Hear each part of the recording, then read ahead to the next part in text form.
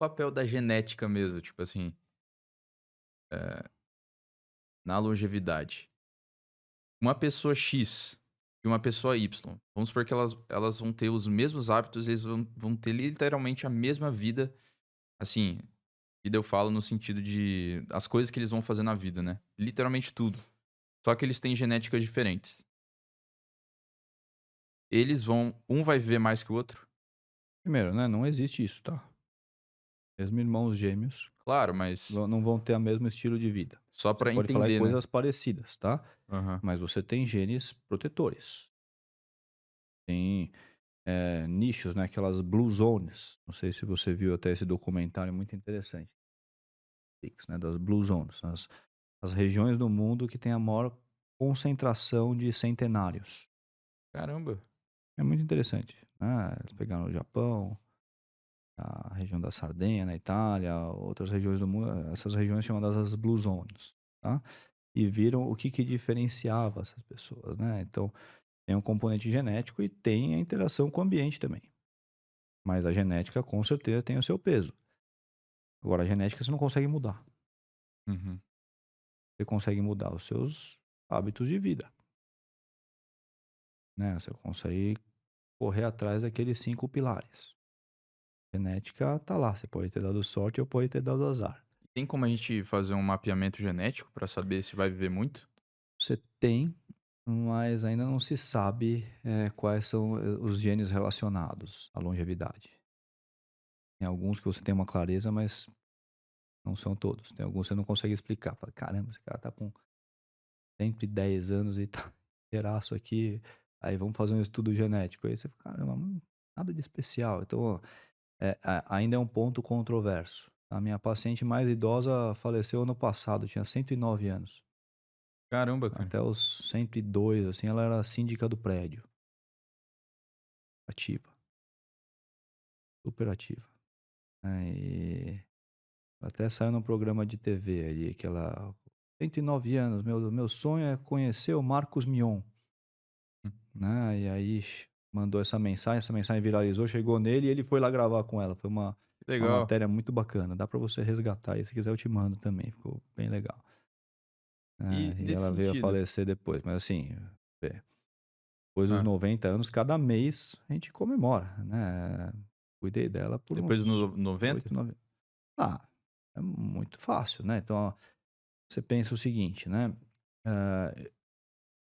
não é legal, na minha opinião, você comparar idoso com criança, que as pessoas adoram fazer, né. "Ah, idoso volta a ser criança". Idoso tem passado, criança não tem passado, né. O idoso tem uma história, né, ele Sabedoria. produziu, tem uma sabedoria.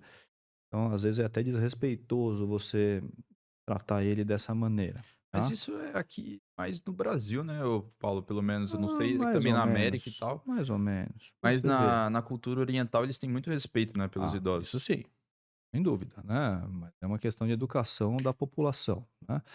Agora, pensando em termos de, eh, opinião, você vê muita gente falando em todos os lugares: "Ah, volta a ser criança, volta a usar fralda, volta a não sei o que lá, né, volta a comer papinha porque perdeu o dente", né. Então a gente vê, tem algumas semelhanças, claro, mas você tem que entender que a pessoa tem um passado, né. E em muitos lugares você tem muito mais uma das coisas até que Kung Fu me ajudou bastante, não que eu não tenha isso na minha família sanguínea, mas, o valor dos ancestrais, o respeito por quem estava lá antes, tá.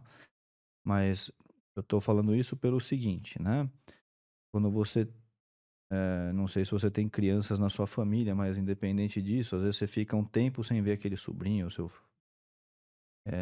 "Caramba, pouco tempo que eu vi ele, agora ele não mal sabia andar e agora tá correndo, mexendo no computador". Em curto período de tempo, ele teve um desenvolvimento muito ascendente, Uhum. né. Uma das coisas que você tem que, tomar cuidado com o idoso é que ele pode cair numa descendente na mesma velocidade que um jovem está na ascendente. Aí você fala: "Mas por que você falou isso?" Porque, você falou: "Ah, depois dos 90 você tem que comemorar cada mês", porque isso pode essa deterioração ela pode ser muito rápida, se você não cuidar. Entendo.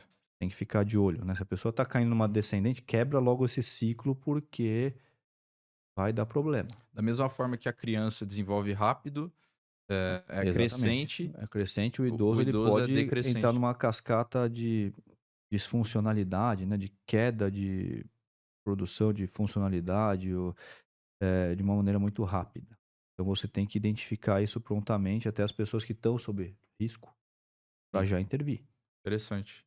Né. Então você fala: "Pô, por que que é uma vitória depois do", porque depois dos 90, depois dos 100 anos, cada dia você comemora, mesmo que a pessoa esteja bem, porque ela pode entrar numa descendente a qualquer momento e você tem que fazer um trabalho antecipatório muito grande, Tem né, que você tem fazer um que bolinho no fim do mês e toda vez e pode colocar ser, lá mas o 90,1.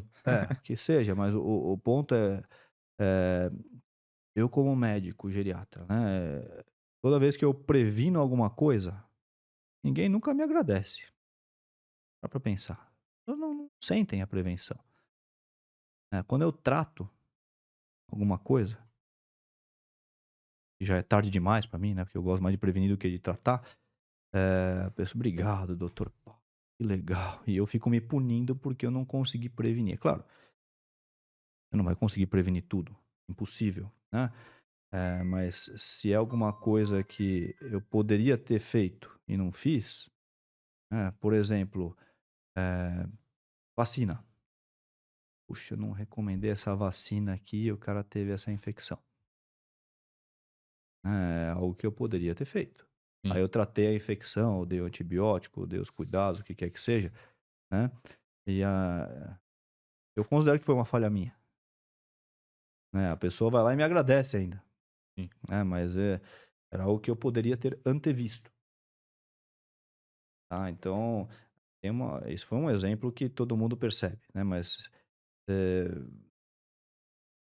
você só vai conseguir identificar o benefício de uma prevenção se você comparar 2 grupos. E o que eu faço no consultório não é comparar grupos, faço algo individualizado para cada um. Então a gente tem, às vezes, essa frustração, né. Quando eu previno, ninguém nunca me agradece, quando eu trato, para mim já é tarde demais, as pessoas: "Obrigado doutor, que legal".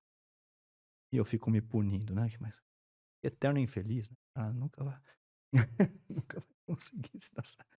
Mas é isso aí, abracei essa causa. Legal, cara.